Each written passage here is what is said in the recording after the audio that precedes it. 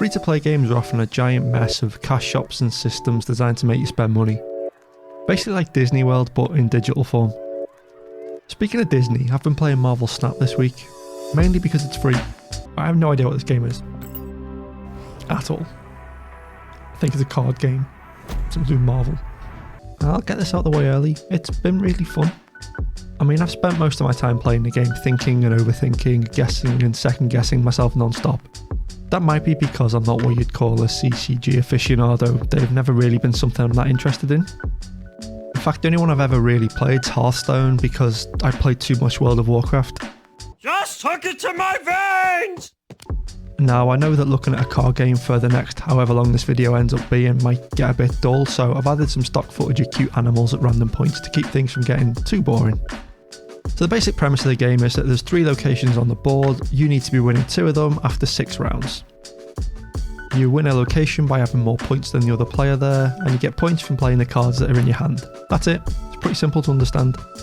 The whole game seems to be trying to be a quick and easy to understand experience, and if it's not, then they've done that by accident because that's exactly what it is. That's not to say that the game's brain dead. It's just the game isn't about knowing all the cards in the game and their effects inside out. In fact, a lot of the time, the first time I see a card is when an opponent just plops them down.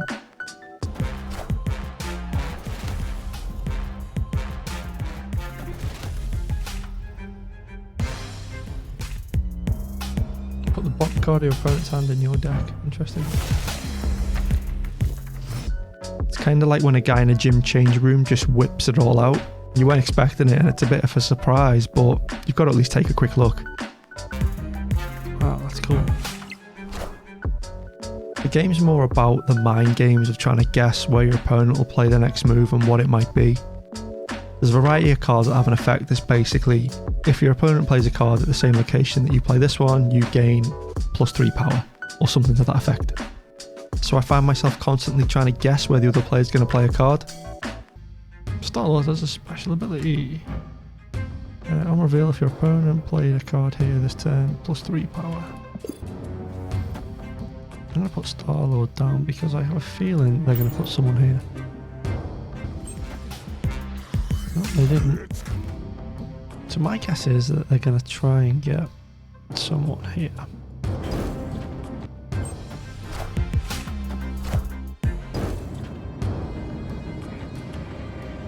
Let's just take a stab in the dark at that one.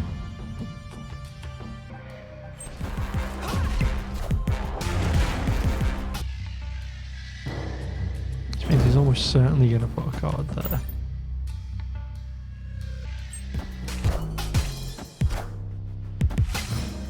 As you can see, I'm not very good at guessing where, but when you do get it right, it feels great. Call it a gut guess here. He's going to go middle. Boom. Let's do that.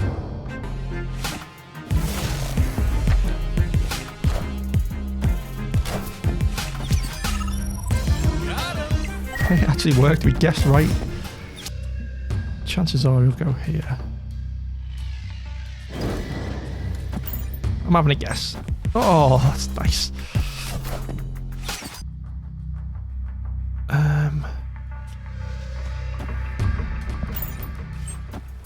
Boom. Haha. You've probably played the same card. Thing is, I never really have to worry about what card the opponent's playing because they very rarely affect my own cards. So it leaves the focus on my own hand, the locations and their effects, and what location I think the opponent's going to play at. So I get +2, so it'll be 5. I'll take it to 17, but if he plays a card there, then I'm just going to do this. Trust my gut. Because he might think I'm going there. He might play a card there to counter it.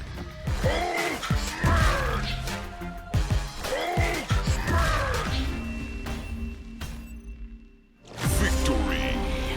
Mind games. The thing that makes this game work so well, in my opinion, is the 3 locations. Each one will have a unique property, such as you can't place cards here after round 5, or if you only play 1 card here, it gains +5 power, or if you play a card here, a developer will sleep with your mother.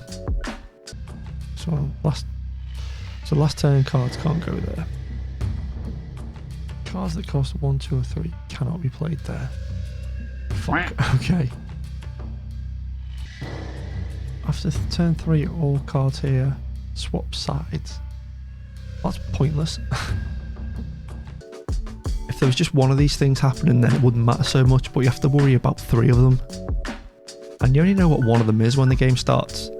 You find out the others in round 2 and 3, so you have to adjust your strategy as you go through the game.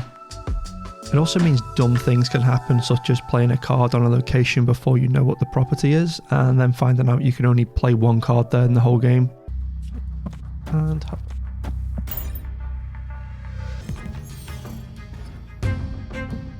only one card can be every 20. Fuck. Okay, well I've lost that one, so I've got to win these 2. Shit. It's probably not escaped you that the screen looks like a phone's exploded all over it. That's because this is a mobile game as well as a PC game. The fact that it's also a mobile game hasn't really affected the way the game plays or how it looks. At least I think it looks cool. The artwork's good, and as I level up cards, they all get more and more ostentatious.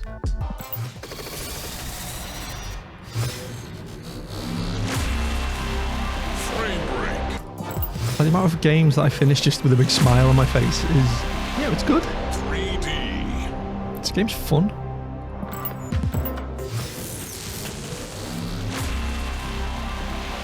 Animated.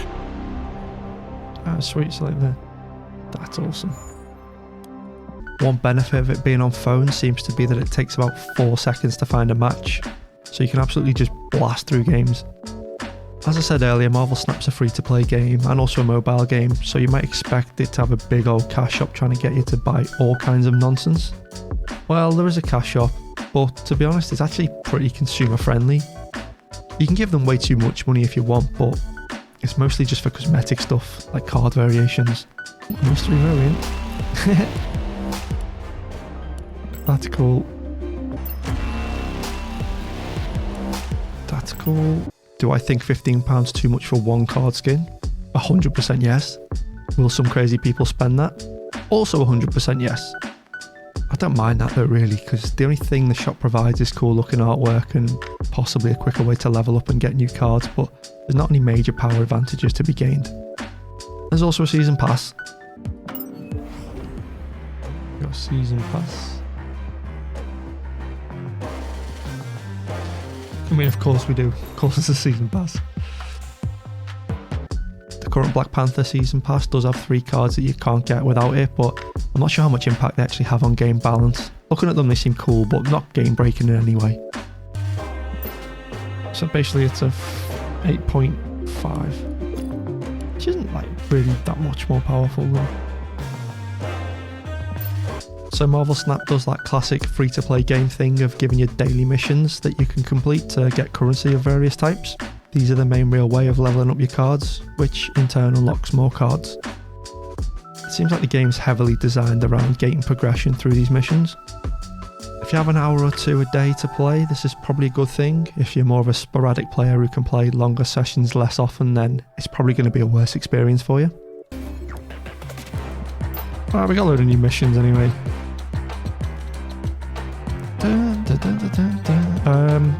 I'm not even going to look at them because we're going to just do them anyway. Marvel Snap bills itself as a more simple and fast-paced CCG, and to be fair, that's exactly what it is. It's using characters that a lot of people are familiar with and cost nothing to play, so it's got a lot going for it. The fact that it also seems pretty consumer-friendly is a good bonus too. Like always, there's no rhyme or reason for this video, I just wanted to talk about a game I've been playing. I did have fun editing this video together and watching so many misplays that you'll never get to see though. If you enjoyed the video, click the like button, but more importantly, just try to be a good human, and if you can't do that, at least don't be a bad one. Thanks for watching, and if you happen to come across me again in the future, then take care and I'll see you next time. Let's send Spider-Man some backup. Why do Nick Fury sounds stoned out of his mind? Let's send Spider-Man some backup.